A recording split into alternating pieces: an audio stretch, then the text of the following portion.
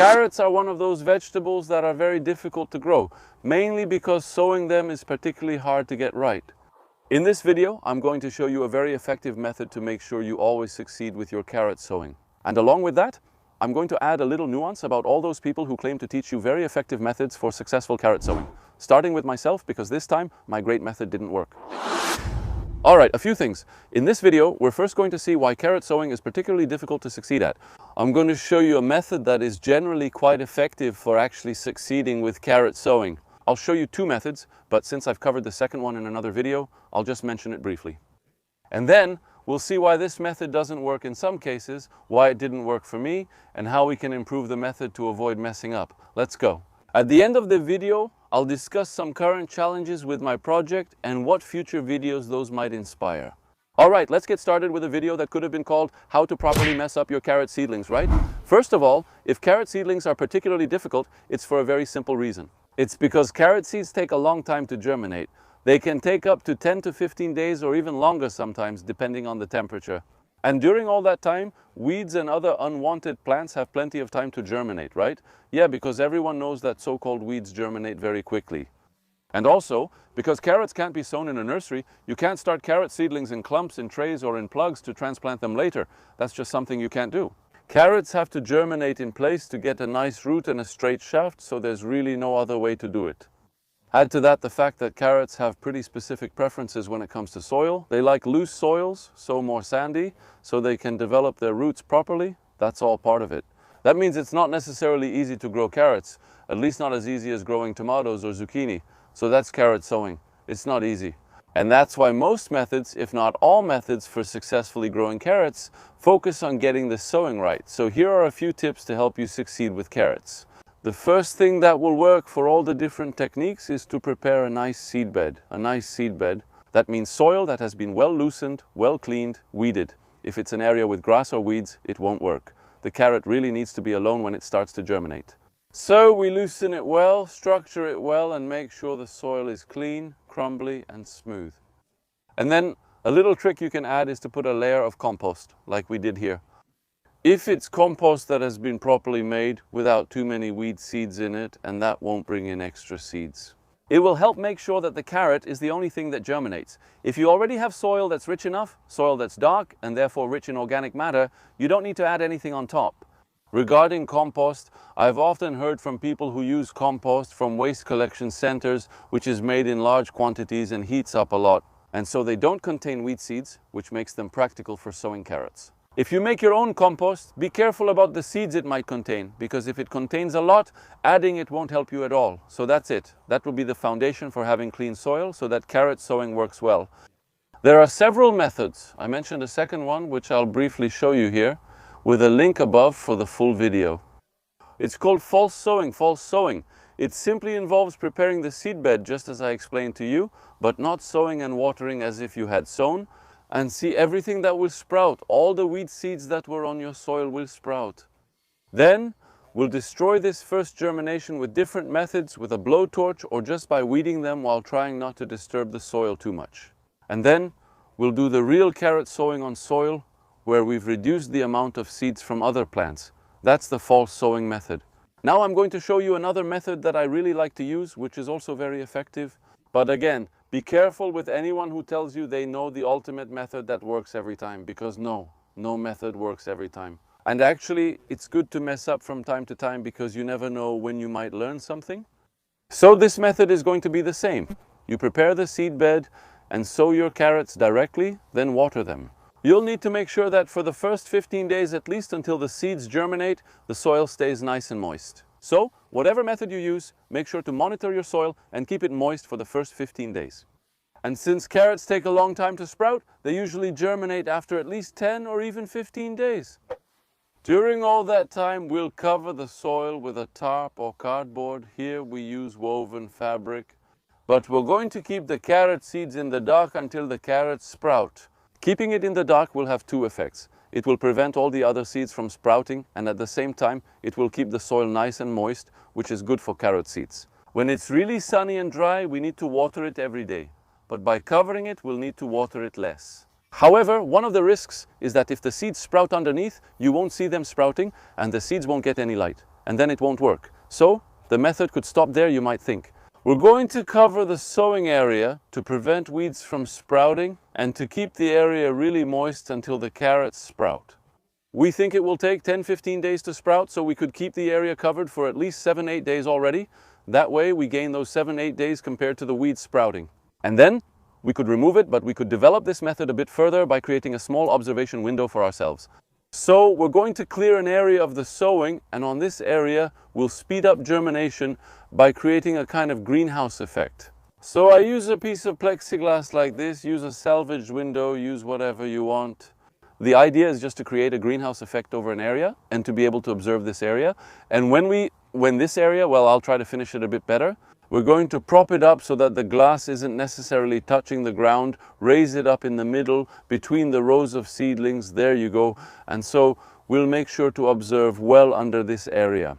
And when it starts to sprout here normally, that should mean that it won't be long before it starts to sprout in the covered area. So when it sprouts there, that's the time to remove the tarp. During that time, we've kept the area more humid. You can still remove the tarp occasionally, check the moisture, water underneath if needed, and replace the tarp. And during all that time, we've prevented the weeds from sprouting. So that's the basics. That's the method that, in theory, works well.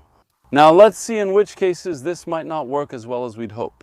So, first thing, what made it not work is that we're in a period when slugs and other gastropods are developing a lot. And in this test area, the slugs ate everything. And so we didn't see them sprout. And since we didn't see them sprout, we thought they weren't sprouting, and we didn't remove the cover. Here we sowed them. It's been almost 15 days we removed the tarp, and actually underneath they started to sprout. They lacked light, they started to get a bit leggy. All right, we're going to remove the tarp completely now, and maybe we'll save these seedlings or we'll redo the sowing to have something clean.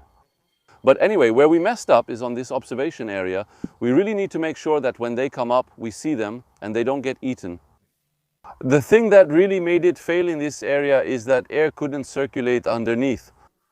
I had the idea to add straw around it like this. We put tiles all along the tarp, as you can see, to hold the tarp and to hold the small greenhouse. Here, both the straw and tiles make perfect shelters for slugs. Just lift the tiles to find many slugs hiding underneath.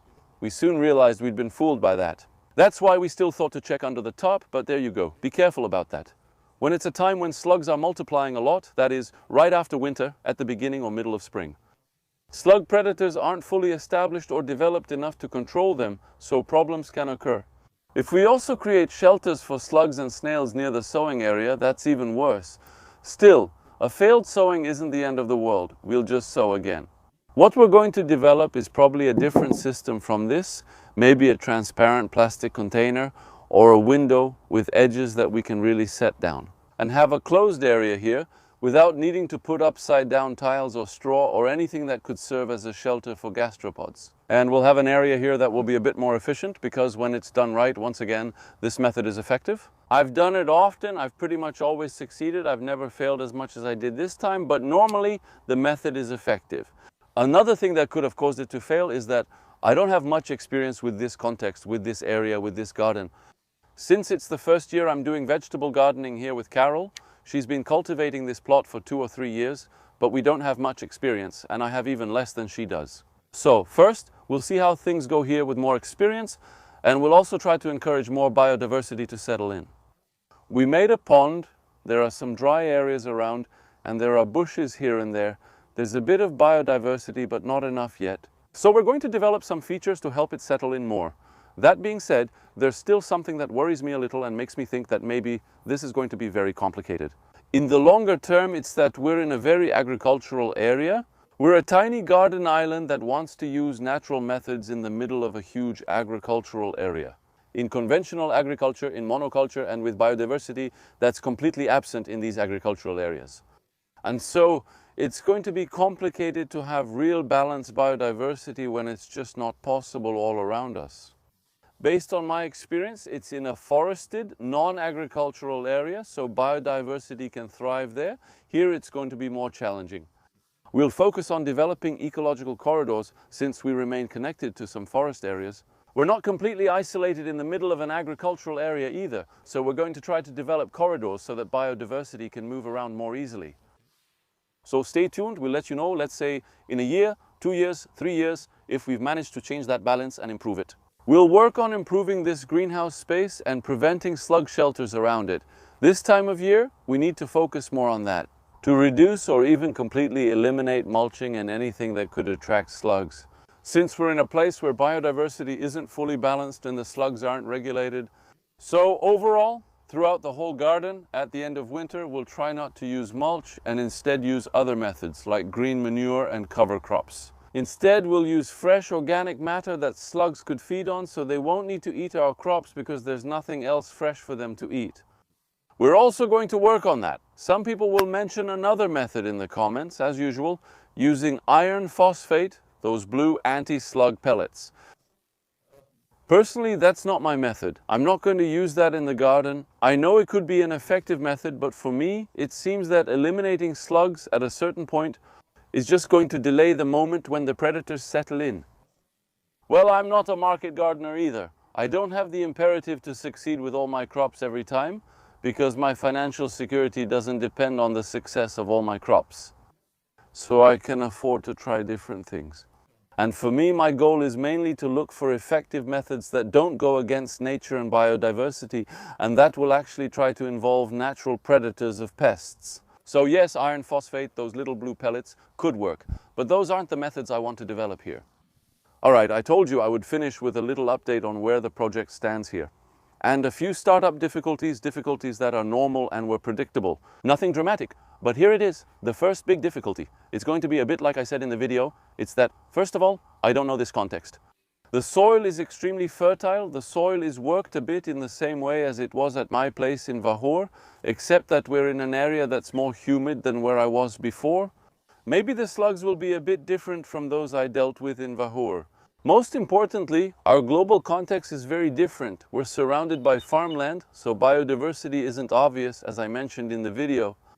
Other difficulties are somewhat related to what is present in the garden in terms of the layout, the crops, and the way it was designed. The garden I was in before was my own garden. I designed it from the beginning. For 15 years I knew it like the back of my hand. Here we have a design that was originally created by Carol, and I'm trying to fit in a little bit, and we're going to move the design forward together. But there are a lot of things I don't know, crops, layouts that are already in place that I don't know by heart. Sometimes I walk around the garden and step on some crops, which I can't stand and Carol doesn't like much either. But that's it, I don't know the garden completely. And then after that, it's also about what I want to grow, what I would like to be able to produce, what I would like to be able to plant in the ground.